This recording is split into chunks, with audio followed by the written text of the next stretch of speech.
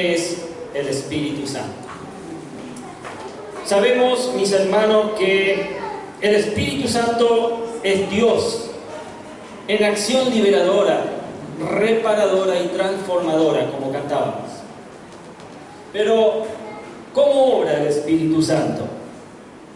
Por lo menos la Biblia nos dice dos cosas. Nos dice que Él es el Consolador y Él es el otro Jesús. Pero podemos considerar una tercera pregunta. ¿Cuáles son las consecuencias de la obra del Espíritu Santo en la vida de los hombres y de las mujeres? Cuando el Espíritu Santo se nos presenta en la vida, ¿qué es lo que pasa en nosotros? Quiero hacer dos afirmaciones que me parece que en estos tiempos de cierta confusión doctrinal que hay en muchas iglesias en cuanto al Espíritu Santo, pues es importante entonces plantear ¿cuándo vino el Espíritu Santo? Y la primera afirmación es que cuando los cristianos hablamos del Espíritu Santo a la luz de las Escrituras, estamos hablando del Espíritu que ya vino, no que está por venir o que ya viene. El Espíritu Santo es el Espíritu que ya vino y que está siempre. Él no se retira, Él está presente en tu vida, Él está presente en la iglesia. Históricamente, conforme a las Escrituras, Él vino de una manera muy particular y concreta. En el día de Pentecostés, el eco de salvación del Nuevo Testamento es el eco del Espíritu Santo. Y esto comienza en Pentecostés, cuando el Espíritu fue derramado sobre la iglesia de Jesucristo para capacitarla para el cumplimiento de la misión, esa misión redentora que Jesús ordenó, esa misión redentora que le cabe en la historia de los hombres hasta que el Señor venga. Podemos decir entonces que históricamente el Espíritu Santo vino en Pentecostés. Y esto lo conocemos por el relato del libro de los Hechos, en el capítulo 2, después léalo en su casa, el acontecimiento de la llegada del Espíritu Santo allí en el aposento alto, en ese cuarto, en donde 100 y pico de personas estaban clamando al Señor, pidiendo que el Consolador llegara a sus vidas. Pero personalmente hablando, ¿cuándo vino el Espíritu Santo a mí, a Juan? ¿Cuándo fue derramado en mi vida el Espíritu Santo? ¿Cuándo fue derramado sobre tu vida, mi amado, el Espíritu Santo? ¿Cuándo llegó a tu vida? Yo testifico con gozo, con alegría, con gratitud al Señor, que el Espíritu Santo, todo el Espíritu Santo, vino a mi vida el día que yo, arrepentido, abrí por fe mi corazón a Cristo Jesús y le reconocí como el Señor y el Salvador de mi vida. Cuando aceptamos por la fe a Jesucristo, la plenitud del Espíritu se hace evidente en nuestra vida. Todo, con mayúscula, todo el Espíritu Santo viene a nosotros. Amén. El apóstol Pablo, escribiendo allí a los Gálatas, en el capítulo 3, verso 1 en adelante, él reprende a los Gálatas precisamente por no entender esta verdad. El verso 1 dice: Gálatas torpes, ¿quién los ha hechizado a ustedes ante quienes Jesucristo crucificado ha sido presentado tan claramente? Solo quiero que me respondan a esto: ¿recibieron el Espíritu por las obras que demanda la ley o por la fe con que aceptaron el mensaje? Tan torpes son, después de haber comenzado con el Espíritu, pretenden ahora perfeccionarse con esfuerzos humanos. Cuando hemos abierto nuestro corazón a Cristo, mi amado, hemos recibido el Espíritu Santo. Cuando vos recibiste a Jesús como Señor y Salvador de tu vida, todo el Espíritu Santo de Dios habita en vos. Y cuando yo escuché en una oportunidad a un predicador llamado Pedro Bachor en la iglesia de San Isidro, invitar a aquellos que, arrepentidos de sus pecados, querían recibir a Cristo, pues yo decidí recibirle, año 1975. ¿Y saben qué? En ese momento nadie me dio una estampita por mi decisión. Nadie me dio un crucifijo, ni yo me tuve que comer una hostia o algo por el estilo. ¿Qué fue lo que recibí? ¿Qué fue lo que recibiste? Pues recibí el Espíritu Santo. El Espíritu de Cristo, el Espíritu de Dios. En otras palabras, mi amado, recibí la plenitud dinámica y activa de la presencia redentora de Dios en mi vida. Recibí la plenitud del Espíritu Santo. Aleluya. Y tú también lo has hecho si es que has recibido a Cristo como Señor y Salvador de tu vida. Ahora, ¿cómo vino el Espíritu? ¿Cómo vino el Espíritu?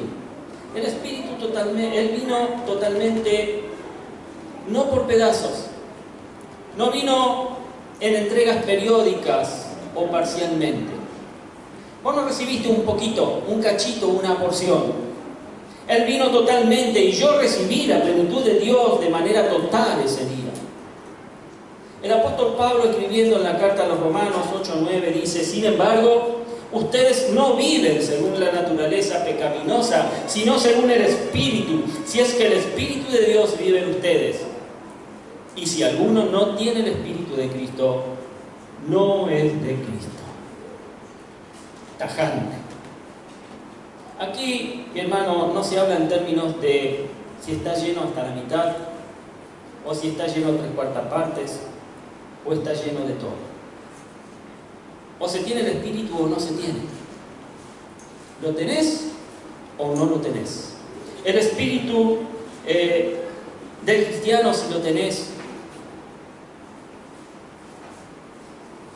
Si no se tiene, no sos cristiano. Pero si lo tenés, podés llamarte cristiano. No hay confusión. Y si se tiene el Espíritu, se tiene todo el Espíritu. Todo el Espíritu. Con esto estamos hablando de la plenitud del Espíritu Santo. O sea, de la presencia total del Espíritu Santo en la vida del creyente. Sin el Espíritu no podríamos ser cristianos. No podríamos llamarnos ser hijos de Dios. Pablo, escribiendo a los Corintios, allí en su primera carta, capítulo 12, verso 13, les dice: todos fuimos bautizados por un solo Espíritu, para constituir un solo cuerpo, ya seamos judíos o gentiles, esclavos o libres. Y a todos se nos dio a beber de un mismo Espíritu. Y yo agregaría la misma cantidad de Espíritu. Si queremos hablar en términos, por supuesto, de cantidad. No es que a algunos se le dio un poquito, a otros se le dio un poquito más, a otros se le dio un poquito menos. No es que los que tienen pecados más grandes de los que arrepentirse se les puso a prueba y se les dio un sorbito, a ver si después con un poco más de consagración se les mandaba una cuota mayor. No, mi hermano, la Biblia dice que se nos dio a beber de un mismo Espíritu a todos en igual medida. Y por esto que el apóstol puede afirmar allí en 1 Corintios capítulo 12, verso 3, por eso les advierto, dice Pablo, que nadie que esté hablando por el Espíritu de Dios puede maldecir a Jesús. Ni nadie puede decir Jesús es el Señor, sino por el Espíritu Santo. El Espíritu Santo está en los cristianos. Y la presencia total del Espíritu en el creyente es testimonio de nuestra condición de hijos de Dios. Repito con el apóstol Pablo lo que dice Romanos 8:16: el Espíritu mismo le asegura a nuestro espíritu que somos hijos de Dios. Si el creyente no tuviera todo el Espíritu Santo, en el creyente no existiría ese testimonio. O ese testimonio sería incoherente o no sería verdad.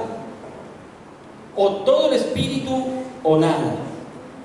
O somos cristianos con todo el Espíritu Santo, o definitivamente, mi amado, no somos cristianos. La segunda afirmación es que el Espíritu que ya vino es el Espíritu que no se va. Y esto nos lleva a una cuestión más compleja, pero permíteme llamarte la atención sobre dos cosas. Tratar de que veas dos cosas. Por un lado, afirmar que Él es el Espíritu que no se va. Dios, Cristo, es el Espíritu que no se va. Y esto involucra el problema de nuestra relación con Dios y de nuestra actitud hacia Dios. Con esto, tomemos muy en cuenta lo que en la Biblia, en plural, se llaman los pecados contra el Espíritu Santo. Allí en Marcos 3, 28, 29, Jesús dice: les aseguro que todos los pecados y blasfemias se les perdonarán a todos por igual, excepto a quien blasfeme contra el Espíritu Santo. Este no tendrá perdón jamás, es culpable de un pecado eterno.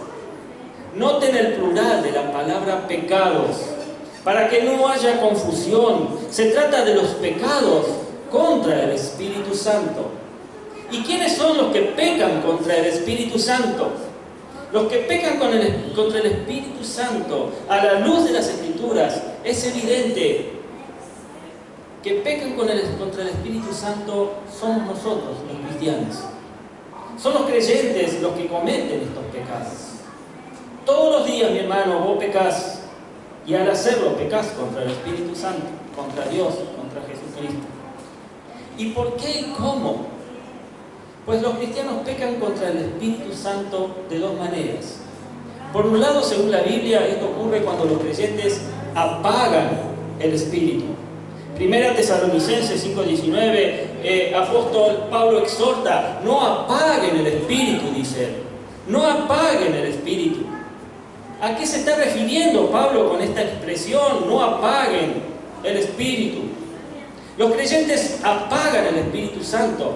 ¿Sabes cuándo? Pues cuando no hacen aquello que deben hacer. El Espíritu está dispuesto a obrar con todo su poder a través de cada uno de nosotros, pero no puede forzar nuestra voluntad.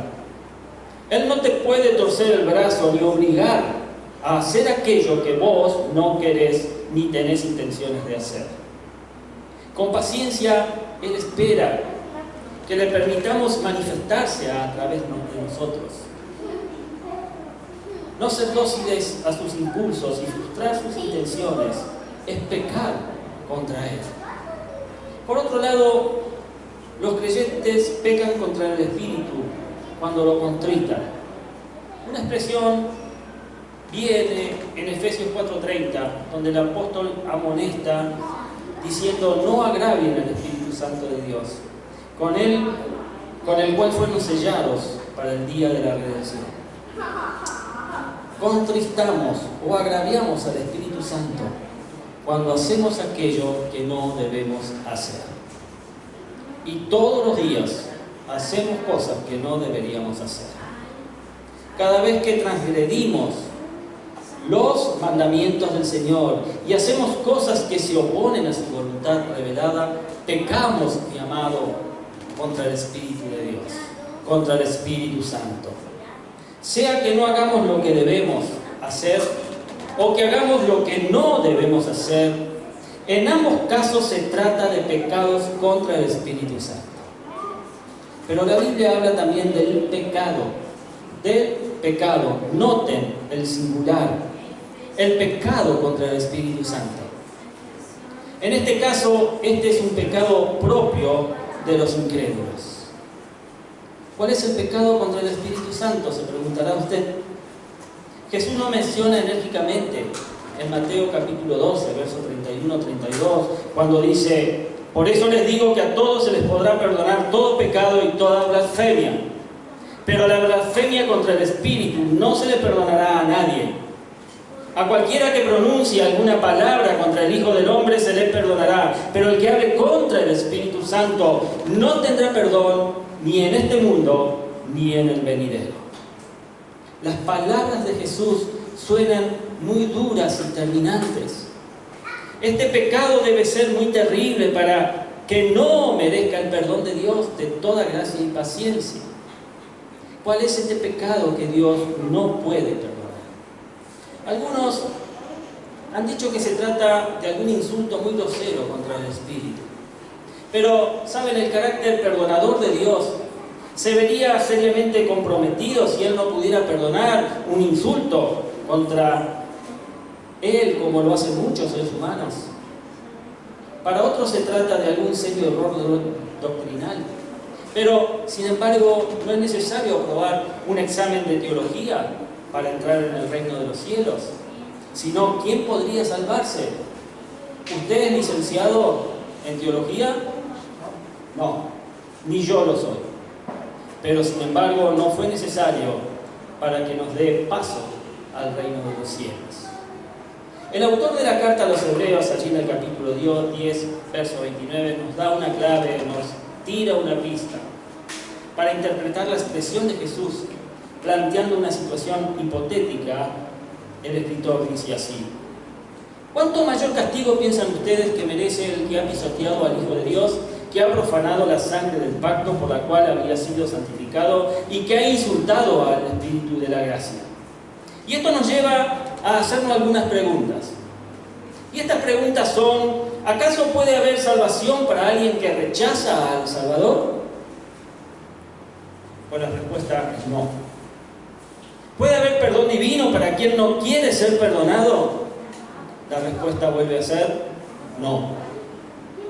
¿Es posible para Dios salvar por una decisión unilateral suya al pecador sin que el pecador confíe en Dios para su salvación? Está claro que no, mi hermano. Por su propia naturaleza y carácter y en coherencia con sus relaciones con los seres humanos, Dios no puede pasar por alto tu libertad con la que te ha dotado. De modo que el rechazo de la salvación que Dios ha provisto para los pecadores en Cristo Jesús es un pecado imperdonable. Ahora bien, ¿por qué Jesús lo califica de pecado contra el Espíritu Santo? Y Hebreos habla de él como un insulto, una afrenta al Espíritu de gracia. Pues porque es precisamente el Espíritu el que convence de pecado al hombre y a la mujer. Mueve al arrepentimiento.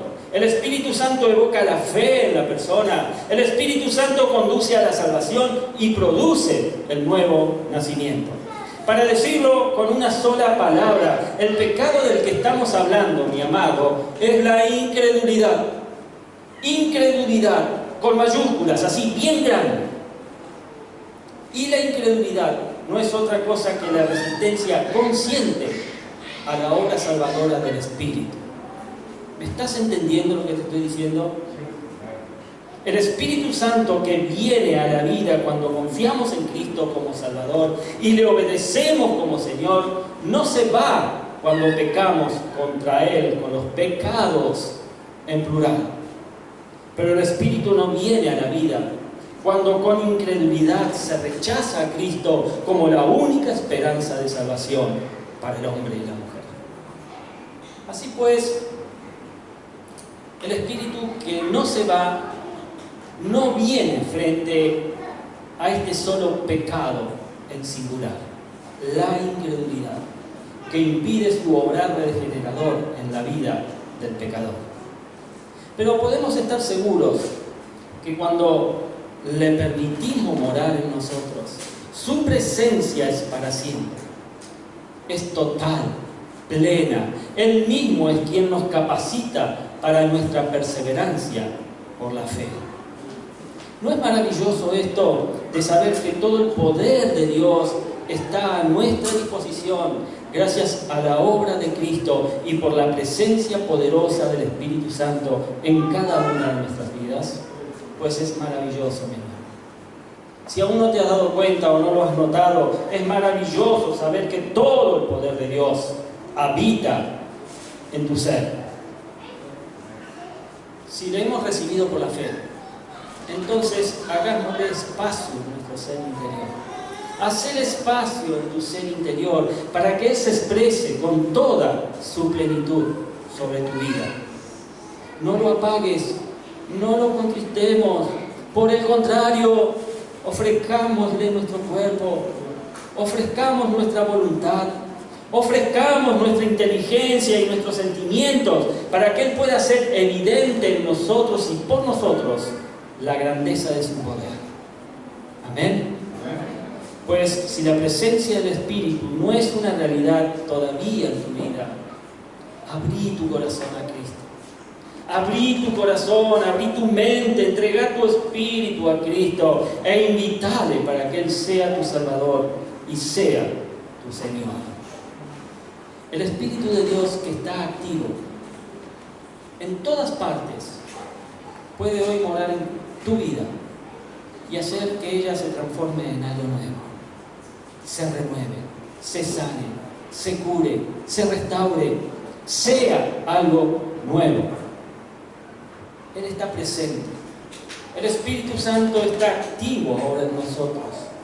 Pues vamos a permitirle ayudarnos a tomar las decisiones de fe que debemos tomar para conocer mejor la grandeza del amor divino. Amén. Dios te bendiga, mi hermano. Ponte de pie. Adoración a la plataforma.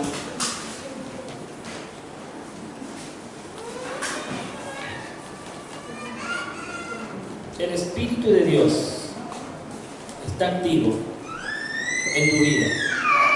Aunque a veces lo contemplamos, aunque a veces lo apagamos, Él sigue allí. Él no se va. Él ya vino a tu vida y no se va a ir hasta que nosotros estemos en presencia de nuestro Señor. Porque Él quiere transformar todo lo que nos sirve en algo nuevo. Para eso está. Así que cerrá tus ojos. Vamos a orar. Amado Padre Celestial, gracias porque tú enviaste un día a esta tierra a tu Hijo Jesucristo. Y Dios mismo anduvo entre los hombres, haciendo milagros, maravillas. Y Señor, sabemos también que el mundo no lo entendió, que tu pueblo no le reconoció y que Él ensanchó las estacas y de este modo nos dio la oportunidad a nosotros los gentiles de ser salvos a través de ese sacrificio en la cruz. Padre, yo te doy gracias porque tú inclinaste tus ojos hacia nuestras vidas. Tú un día, Señor, nos diste la oportunidad de conocerte, de escuchar el Evangelio, escuchar las buenas nuevas de salvación y poder así entender, comprender que sin tu presencia estábamos condenados al infierno, a la muerte eterna. Y nos diste la oportunidad de poder creer en ti y de ahora tú estar presente en cada una de nuestras vidas a través de tu Espíritu Santo. Permítenos, Señor, que podamos ayudarnos a través del Espíritu Santo a tomar buenas decisiones, decisiones de fe que debemos tomar. A través del Espíritu Santo clamar a ti por los enfermos, sabiendo que el poder que tú nos has dado a través de tu palabra, a través de Cristo Jesús, hace el milagro de la vida en aquellos que la buscan. Padre, gracias por esa grandeza maravillosa que tienes para con nosotros. Gracias por ese amor divino demostrado en cada uno de nosotros. Porque tu Espíritu Santo es eso. Tu Espíritu Santo es el regalo de Dios mismo en la vida del hombre y en la vida de la mujer, en la vida de todo aquel que llega a los pies de Cristo y cree que tú le has salvado y que has muerto en la cruz por él. Padre, que siempre tengamos fresco esto, Señor, en nuestra mente, en nuestro corazón, y que tu Espíritu Santo, Señor, se encargue de hacernos crecer, de hacernos madurar, de hacernos entender a través de la revelación lo que tú tienes para cada uno de nosotros.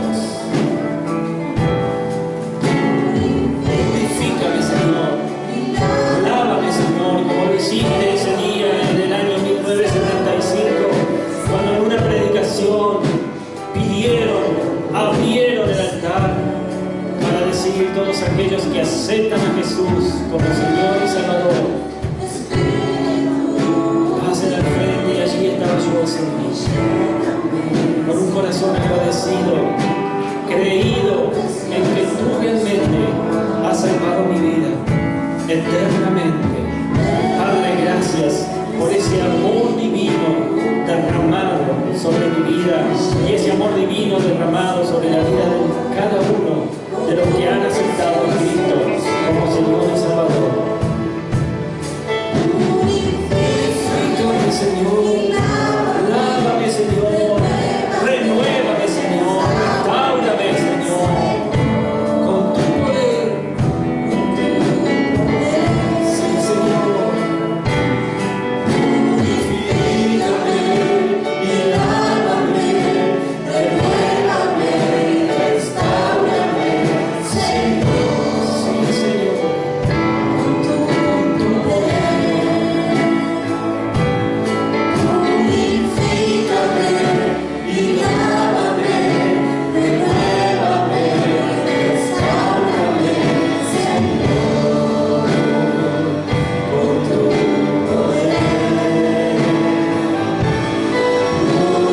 Purifícame y lávame, renuévame, restaurame, Señor.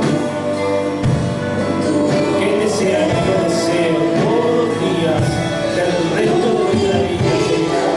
Que tú nos purifiques, que tú laves, Señor, nuestros pecados, que renueves nuestra vida, que restaures todo aquello que el enemigo ha tratado de destruir.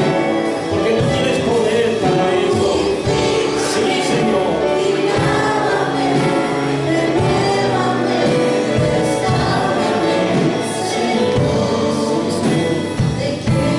Te queremos conocer cada día más.